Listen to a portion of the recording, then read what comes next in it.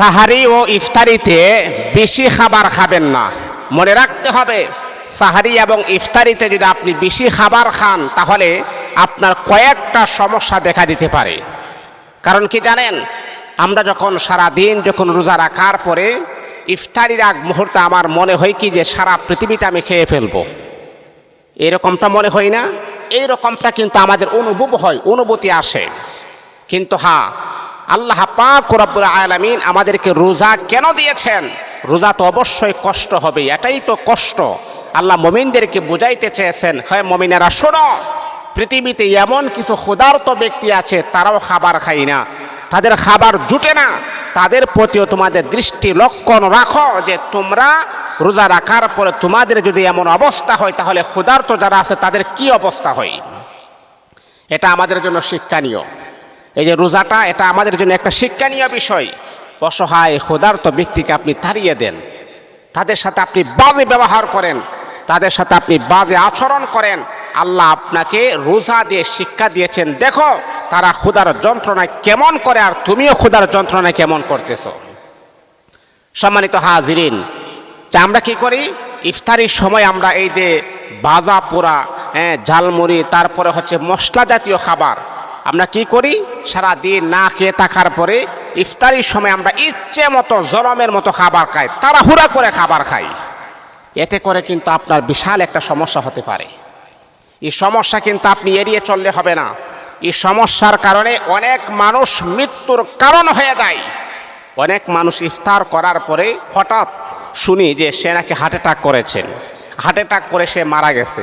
এইরকম নিউজ কিন্তু আমাদের কানে অহরহ আসতেছে।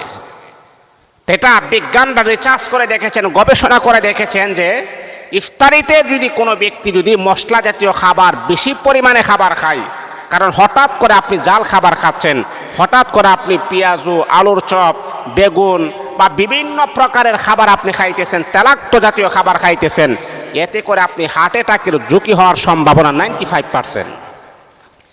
আর হার্ট অ্যাটাকটা এমন একটা বিষয়, হঠাৎ হার্ট অ্যাটাক যদি আপনি করেন যে কোনো মুহূর্তে আপনার মৃত্যুর কোলে আপনি ঝুঁকে যাইতে পারেন। এই জন্য ইফতারিতে আপনি বেশি করে খাবার খাবেন না। আর যদিও খাবার খান একেবারে রিল্যাক্সে, তাড়াহুড়া নয়, একেবারে রিল্যাক্স আপনি খাবার খাবেন। 2 নাম্বার হলো, সাহারিতে যদি আপনি খাবার খান বেশি পরিমাণ, অনেক সময় কি করে জানেন যে আমরা তো সারাদিন রোজা রাখতে হবে, 12 ঘন্টা 17 ঘন্টা 18 ঘন্টা রোজা রাখতে হবে, বেশি করে খাবার খাইতে হবে।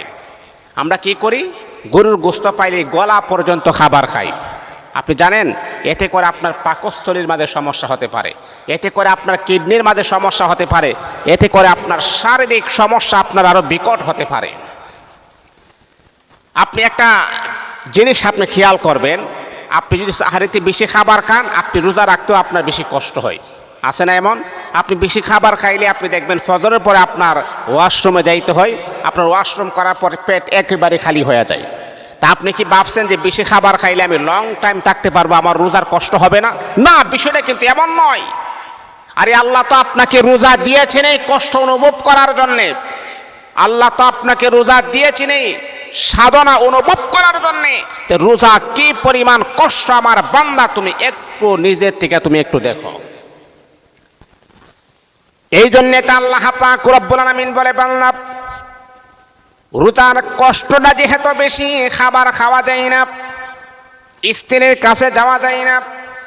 এই আমার বান্দা বান্দে শোনো, এমনকি দিনের বেলা তুমি প্রতিনিয়ত খাবার খাইতে, কিন্তু এখন দেখা যায় এই যে ফজরের নামাজের আগে যে আপনি খাবার খেয়েছেন, মাগরিবের আজান পড়তেছে তারপরও আপনি খাবার খাইতেছেন না।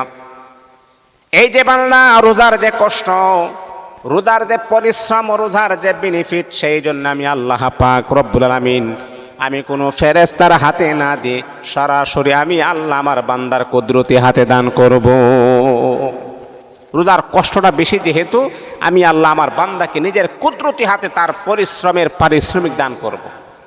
এই জন্যে বাবা, এতে করে আপনি সাহারি এবং ইফতারিতে বেশি করে খাবার খাইলে আপনার এমন এমন সমস্যা দেখা দিতে পারে। আল্লাহ আমাদের সবাইকে বুঝার এবং আমল করার যেন তৌফিক দান করুন।